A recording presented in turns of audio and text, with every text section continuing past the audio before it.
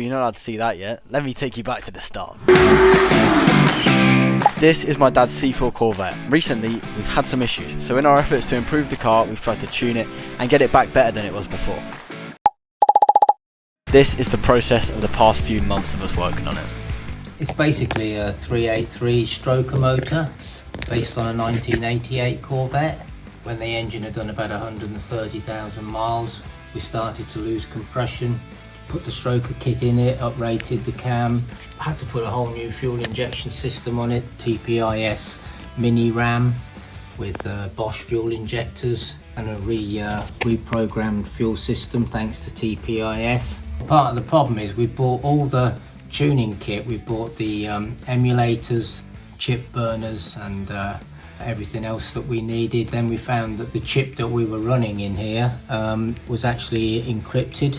There is another problem with the lambda sensor on these early engines. We're now going to use our K&N wideband oxygen sensor on the other side of the exhaust system and use that to tune it. So we're basically starting again. So where is it?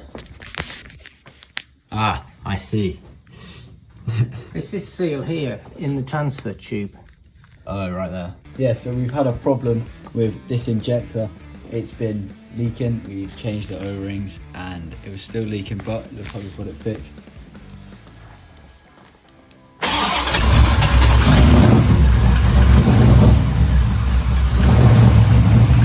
The main problem we were facing when driving the car was the loss of power and all the pops and bangs it was making out the exhaust. The fuel mixture was way too rich. We adjusted the mass airflow sensor and changed the fuel injectors to reduce the fuel going into the engine. Okay, time for a little test drive.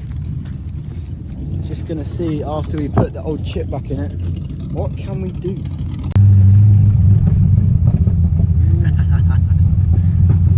Quite a lot. Well, the days of trying to get the car to run right, changing the injectors, trying to change the chip tune, which actually ended up being encrypted, we still couldn't get it to run well. That is when we decided to make a massive change.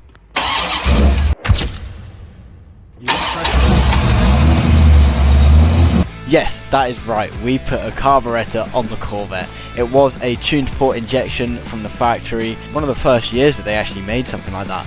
But we just decided to take it off, go back to what we know and let's tune the carburetor.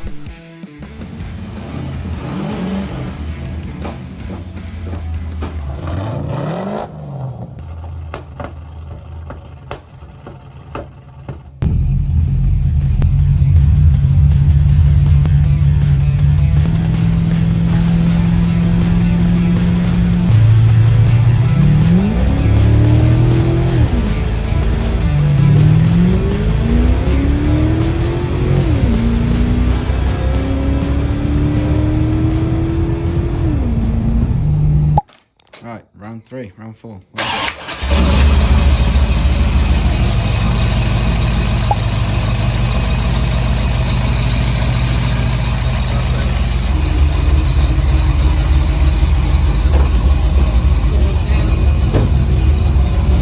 Going out for another test drive. Gonna go racing this weekend. Nothing serious, just a little test. That sounds fun. So we kind of want to get it sorted. We are aware that it needs a clean. Should we getting a lovely clean? We're going to put some more stickers on here as well. More stickers around there.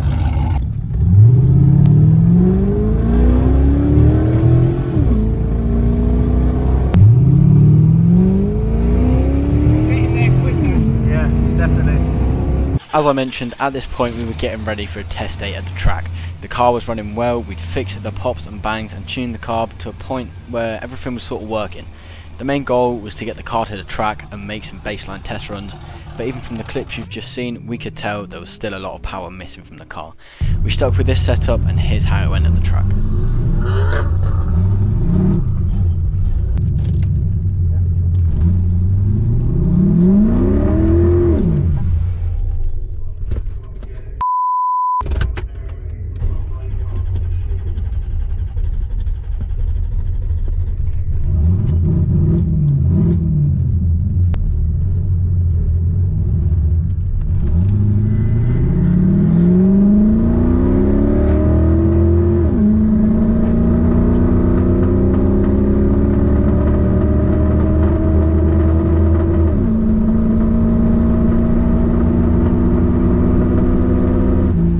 We ran a 15.7, not impressed at all. The clip that I showed at the start of the video was from 2016, almost 10 years ago.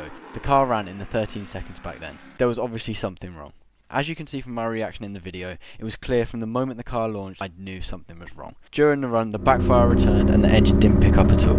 The second run I did was a similar 15.8 seconds. Finally, the third run. I decided not to record it just because of how many issues we were having, but I did get a video from my friend who was watching on the grandstand. Just like before, the car launched and gained speed. All of a sudden, the exhaust started popping continuously. My foot was flat down and it was like there was a rev limiter at 3,500 revs. There was no shift, even when I tried to manual shift it, so I just slowly cruised up the track at 40 miles an hour.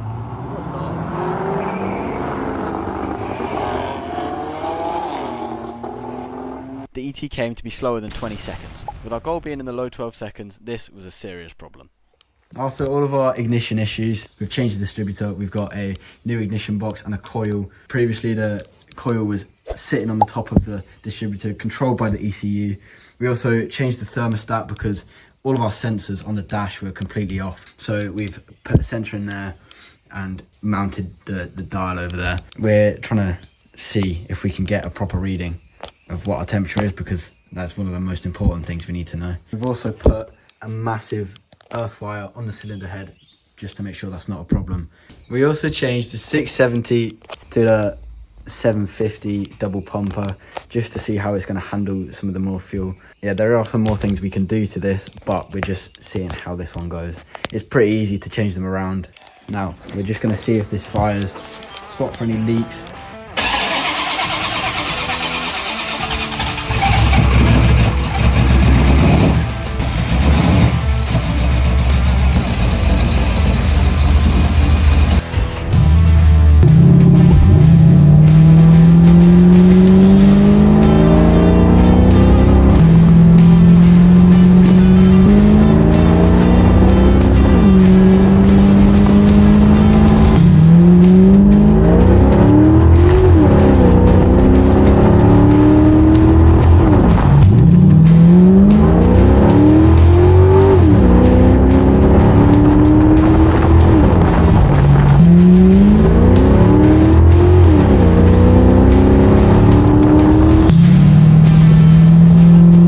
Manifold, because it's so flat, there's no port velocity, it'll suck in a big load of puddled fuel, and it just, but it's, as long as the plugs don't get wet, it'll restart. So you keep your foot off the gas till it catches, and then you just ease it down.